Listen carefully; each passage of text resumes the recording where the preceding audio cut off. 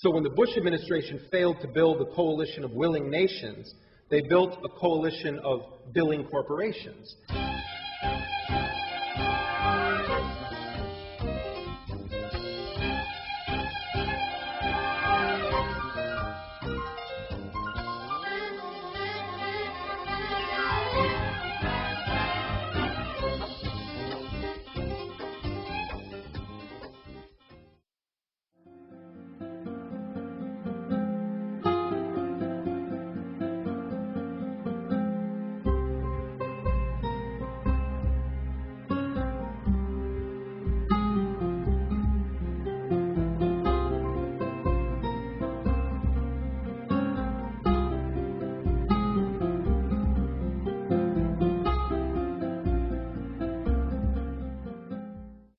Well, thank you all for coming out tonight. I carry around with me this tattered folder everywhere I go now, and I have some of my fact-check documents, the key fact-check documents, in case there's any Blackwater lawyers lurking about. I don't know if you're aware of the sort of powerhouse lawyers that this firm has enlisted over the years. One of its original lawyers was Fred Fielding, who's currently George Bush's White House counsel. And more recently, Blackwater's counsel of record was Kenneth Starr, the man who led the impeachment charge against President Clinton. So I'd be happy to go over some of this material later if there are any Blackwater lawyers here. I'm not much of one for reading from my book. I want to try to have a sort of sincere conversation with all of you here tonight and hopefully leave some time for some discussion. But I do want to begin by reading something from the beginning of my book, because it really was the definitive moment in the recent history of what we now refer to as private contractors. It's an interesting term. It's part of a sort of rebranding campaign. Private contractor sounds like they're building bridges or installing water supply systems, when in fact we have tens of thousands that are heavily armed private forces in Iraq, and we'll get into some of that in a moment. But this incident, I'm sure, is very familiar to all of you in the room, and it represented a sort of turning point in the occupation of Iraq. And it began at 9:30 in the morning, March 31st, 2004, in the Iraqi city of Fallujah, which is in the west of Iraq. Parenthetically, I should say that I first went to Iraq in 1998 as a journalist, and I went in and out of that country for the 5 years that followed, and I spent a fair bit of time in the city of Fallujah when I was in Iraq. And in fact, I camped out in the desert outside of Fallujah in the summer of 2002, something that would be unthinkable today. And in my trips to Fallujah, when people would express outrage, this was before the U.S. invasion began in March of 2003, people would talk about the Fallujah massacre, and they were referring to a bombing that happened during the 1991 Gulf War, during which Allied warplanes came into Fallujah and they misfired bombs in the era of so-called smart bombs, and they crashed into a crowded marketplace in a residential compound, killed about 78 Iraqis. And so when I would go to Fallujah, they would talk about that as this sort of massacre.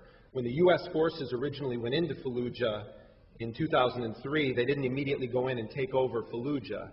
They sort of remained on the outskirts, and the people of Fallujah had sort of organized themselves and were trying to build back together their lives and sort of take in the cataclysmic events that had taken place in the country. And when the U.S. ended up going into Fallujah in April of 2003, it ended in serious bloodshed. Prior to the story that I'm going to tell you, there was a massive protest outside of a school that the U.S. forces had come and taken over, and it resulted in a number of Iraqi demonstrators who were staging a protest against the occupation being killed, and that sort of set the stage for the events that would follow as the U.S. Increasingly tried to break into the city.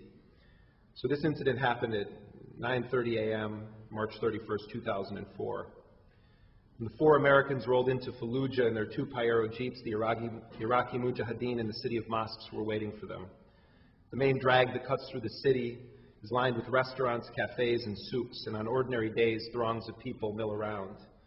But early that morning, a small group of masked gunmen had detonated an explosive device, clearing the streets and causing shopkeepers to shutter their stores. From the moment the convoy of Americans entered the city limits, The men stood out, driving vehicles widely known in Iraq as bullet magnets and sporting wraparound sunglasses and Tom Cruise haircuts. Shortly after they entered Fallujah, the jeeps began to slow. To their right were shops and markets, to the left, open space. As the vehicles made their way into the center of that city, they hit some kind of a roadblock. They came to a standstill. A grenade was hurled at the rear jeep, quickly followed by the rip of machine gun fire. Bullets tore through the side of the rear Pajero like salt through ice, fatally wounding the two men inside. As the blood gushed from them, masked men moved in on the jeeps, unloading cartridges of ammo and pounding their way through the windshield. Chants of Allahu Akbar, God is great, filled the air. Soon more than a dozen young men who'd been hanging out in front of a local kebab house joined in the frenzy. By the time the rear jeep was shot up, the Americans in the lead vehicle realized that an ambush was underway. They tried to flee or to go back to help their comrades, but it was too late. The crowd quickly swelled to more than 300 people as the original attackers faded into the side streets of Fallujah. The jeeps were soon engulfed in flames. The scorched bodies of the Americans were pulled out, and men and boys literally tore them apart, limb from limb. In front of the TV cameras, a young man held a small sign emblazoned with a skull and crossbones that declared in English, "Fallujah is the graveyard of the Americans." The mob hung the charred, lifeless remains of the men from a bridge over the Euphrates River, where they would remain for hours, forming an eerily iconic image that was seen on television screens throughout the world. Thousands of miles away in Washington, D.C., President Bush was on the campaign trail speaking at a fundraiser dinner. "This collection of killers is trying to shake our will," the president told his supporters. "America will never be intimidated by thugs and assassins. We're aggressively striking the terrorists in Iraq. We will defeat them there so we do not have to face them in our own country." The next morning, Americans woke up to news of the gruesome killings. "Iraqi mob mutilates 4 American civilians," was a typical newspaper headline. Somalia was frequently invoked, referring to the incident in October of 1993 when rebels in Mogadishu shot down 2 Black Hawk helicopters, killed 18 U.S. soldiers, and dragged some of them through the streets, prompting the Clinton administration to withdraw forces. But unlike Somalia, the men killed in Fallujah were not members of the active duty U.S. military, nor were they civilians, as many news outlets reported. They were highly trained private soldiers sent to Iraq by a secretive mercenary company based in the wilderness of North Carolina. Its name was Blackwater, USA. For most of us, I think it was the first we'd ever heard of armed private forces operating in a U.S. war zone. I think many people had heard of Halliburton, primarily because of the relationship between Vice President Dick Cheney and that company which he once headed, and Halliburton being awarded very favorable, often no-bid contracts.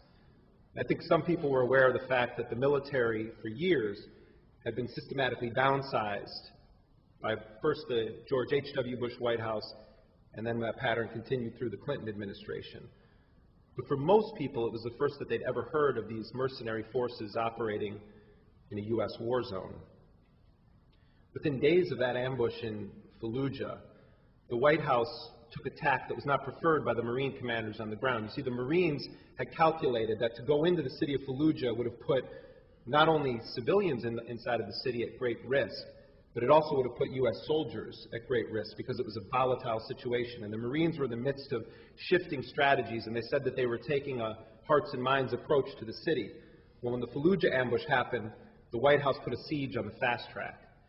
U.S. forces came in and surrounded the city, and PSYOPs divisions were deployed, and they began thinking up the filthiest insults that they could have translated into Arabic and then broadcast through loudspeakers so that the residents of the city would hear it. And when they would play these insults through the loudspeakers and Iraqis would emerge from buildings firing off Kalashnikov rifles, troops would shoot them down.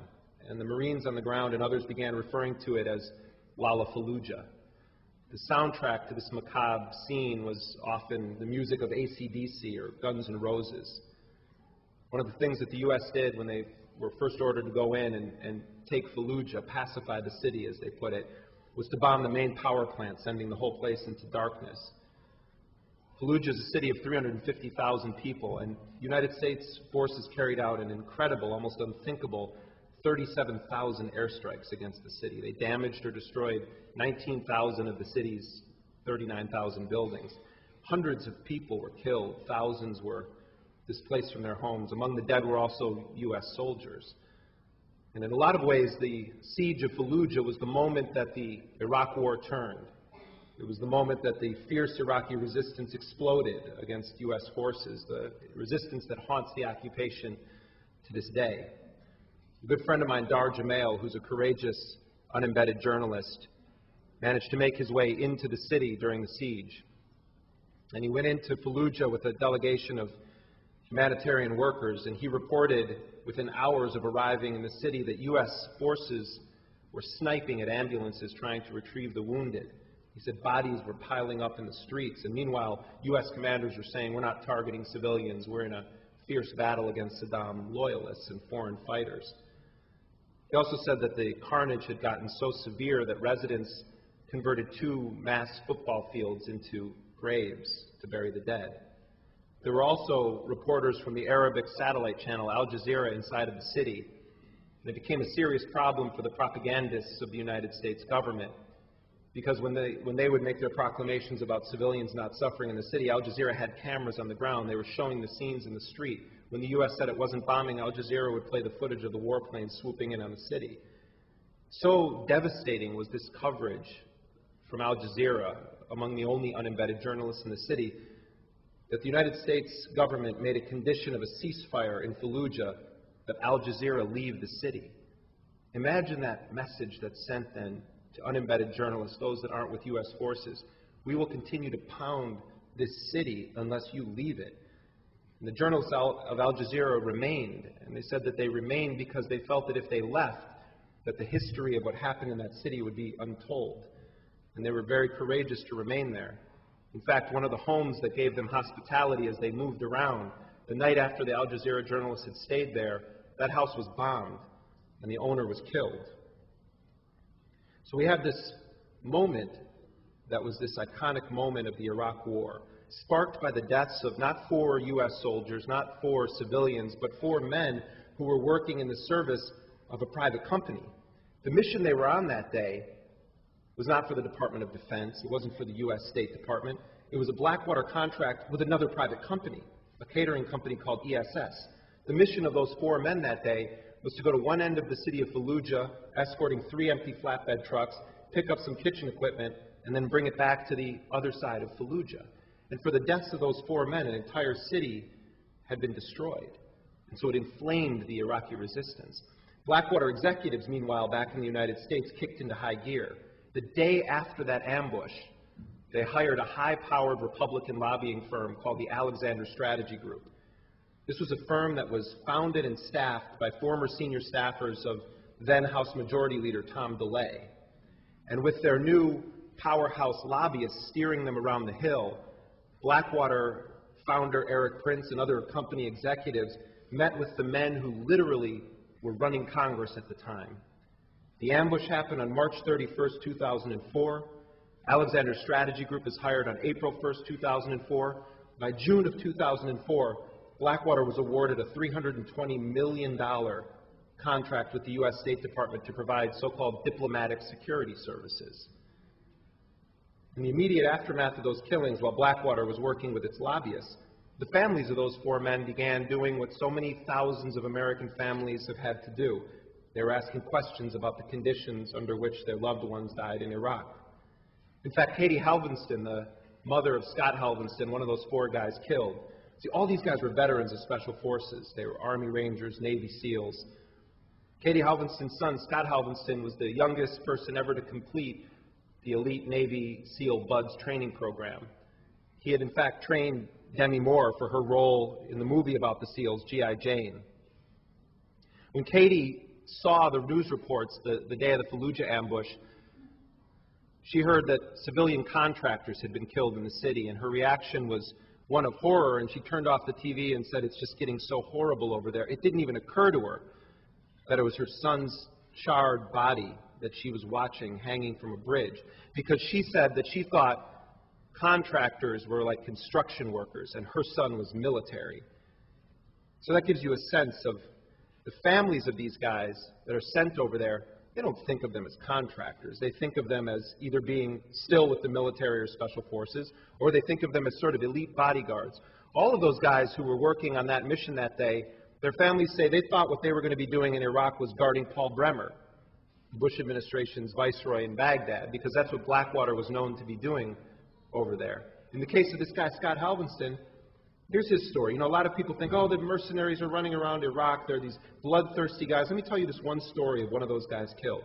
Scott Halvenston, he does his 12 years in the Navy SEALs. He spends 7 of them as an instructor. He was a world-class gold medalist, pentathlete. As I said, he trained Demi Moore, but as like so many people who serve in the special forces, he leaves the military. He doesn't quite know what to do with himself. He's highly trained in the art of fighting war. And he wasn't sure what to do, so he's fumbling around between jobs. He has a broken marriage. He's divorced. He's struggling to support his 2 kids. He gets this offer from DynCorp, another private military company. They say, go over to Afghanistan and be on the bodyguard detail of the President Hamid Karzai. He would have had to go for 6 months. He said, I don't want to spend that kind of time away from my kids. Then he hears through the grapevine, you know, there's this company called Blackwater USA. It's a good company. It was started by other Navy SEALs. You can only go for 2 months in Iraq. You'll make $60,000. You can put your life back together.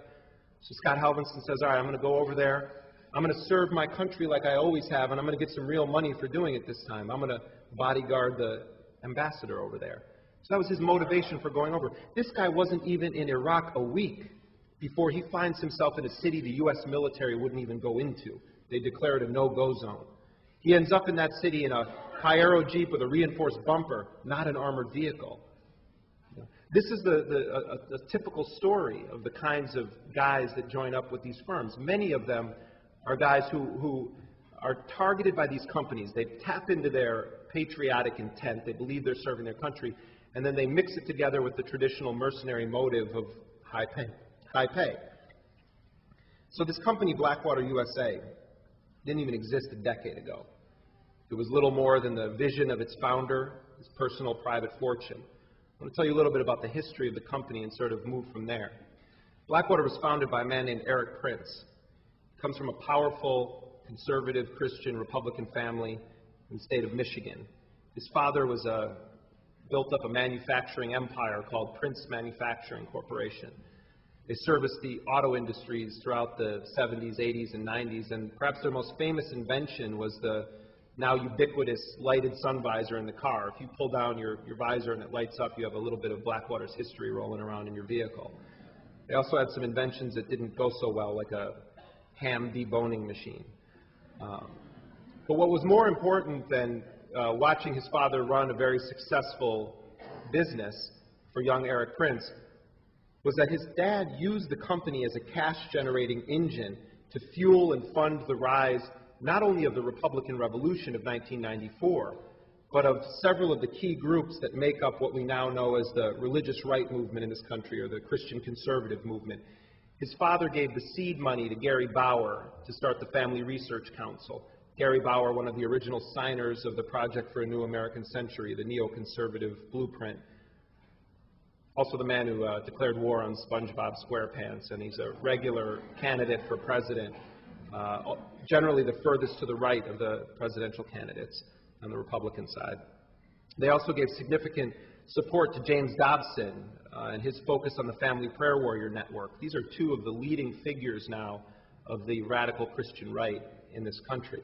Erik Prince's sister Betsy married Dick DeVos, the heir to the Amway Corporation, the owners of the Orlando Magic basketball team, and these 2 families merged together in a marriage that would have been commonplace in the monarchies of old Europe.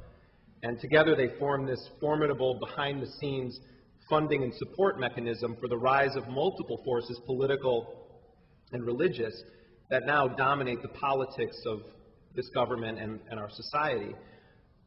Erik Prince was an early intern at the Family Research Council, among the first crop of interns there. He also interned in the George H.W. Bush White House, but he complained that it wasn't conservative enough for him on gay issues, on the budget, the environment. He also was an intern here in California at the office of Republican Congressmember Dana Rohrabacher. Rohrabacher's an interesting guy. He worked for Ronald Reagan when Reagan was in the White House.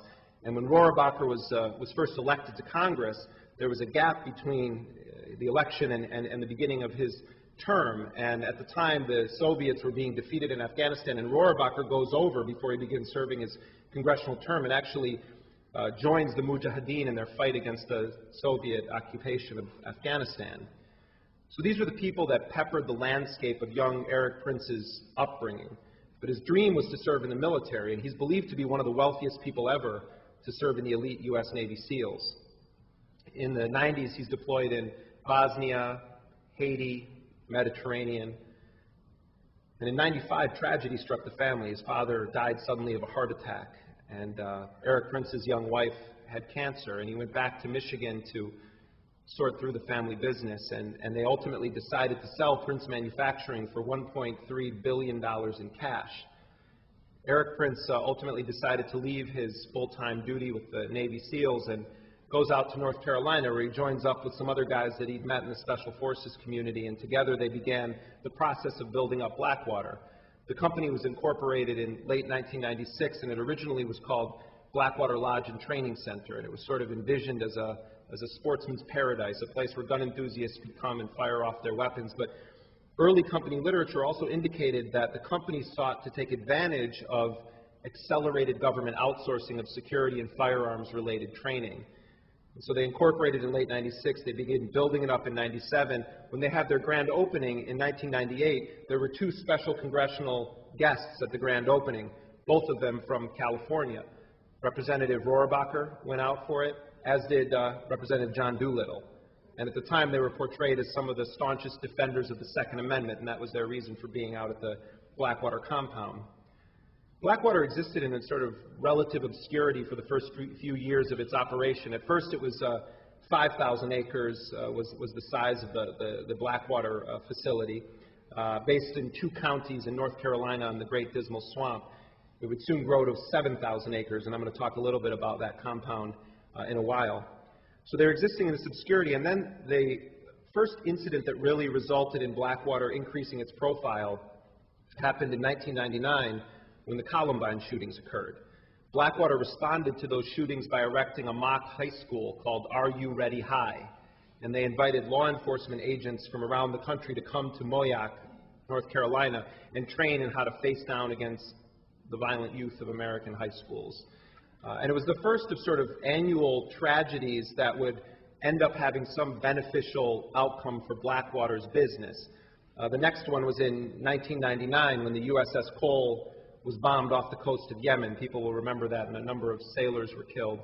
The Navy responded to that by awarding Blackwater a $35 million contract to train sailors in how to defend vessels and ships against such attacks. In 2000, Blackwater was approved as a vendor to the federal government under the General Services Administration. As one CIA operative we talked to, former CIA operative we talked to for the book said, it's like the Walmart of government shopping. Once you're approved as a vendor, you then can market your goods and services to any agency of the federal government, and Blackwater has proved to be quite adept at successfully winning contracts under that system. But the real money for the company and the real prominence within the military and intelligence circles for Blackwater would arrive on 9/11. Erik Prince, the founder of the company, seldom gives interviews. The most recent interview he's known to have given was with the Virginian Pilot newspaper, which is sort of in Blackwater's community, and he did it by email. But he also did do at least one television interview right after 9/11. He was on, you could guess what network, on Fox News. You might even be able to guess what show he was on, O'Reilly. And he was talking about the federal marshal program. If people remember that, there was a major discussion about whether or not armed marshals should be on airplanes. But he made one point that was sort of about the broader picture, and he said that he himself was starting to get cynical about how seriously people took the business of security and training, but he noted that after 9/11, the phone has been ringing off the hook. And one of the early calls that came into Blackwater after 9/11 was from the Central Intelligence Agency, which contracted Blackwater to send a small team of contractors, independent contractors, into Afghanistan in the early stages of operations there. In fact, Erik Prince, who's only, I believe, 37 years old today, he's a very young man, the head of this company, he went over with that initial Blackwater team on the ground and spent a couple of weeks in Afghanistan. And so that was sort of the moment, as far as we know, when Blackwater crossed the line from being a security training or firearms training facility to actually providing soldiers for hire to the U.S. government. But when the major money would start rolling in for Blackwater was when the U.S. tanks rolled into Baghdad in March of 2003. They brought with them the largest army of contractors deployed in a modern war zone. During the 1991 Gulf War, the ratio of soldiers to contractors was 60-1. Today in Iraq, it's reaching 1-1. When Paul Bremer was sent into Iraq as the initial proconsul or viceroy, as he was called, it was not the U.S. military that would be tasked with keeping Bremer alive. It was a private company that was awarded a $27 million contract to provide elite bodyguarding services for Paul Bremer, helicopters, armored vehicles. And the company that was given that contract was Blackwater. So Blackwater was tasked with the job of keeping the man that very quickly became the most hated figure in Iraq. Some newspapers called him Saddam after Saddam or Little Saddam. And so Blackwater's ultimate job would be to keep him alive, to protect the noun, as it's called in the industry. And it was a very controversial noun, to say the least, in Paul Bremer. And I quote one former Marine commander in Iraq in my book as talking about the sort of psychology behind the use of a private company to guard Paul Bremer. You see, Bremer's background was, he was a very militant disciple of free market economic theory. He was sort of viewed in some circles as a heroic neoliberal, neoconservative thinker. He also was considered to be a terror expert.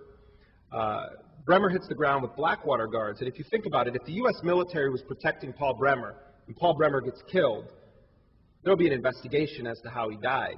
Maybe in some extreme circumstance, if they determined that there was misconduct on the part of the soldiers who were guarding him, in theory there could be a court-martial. But think about what would happen if Blackwater loses Paul Bremer in Iraq. It could wipe out their business. You see, that's sort of the ultimate dedication to these sort of free market principles. Bremer's life was literally placed in the hands of a private company. And the very fact that Blackwater was able to keep him alive for a year in Iraq, a full year, they've used that as a marketing tool on their website.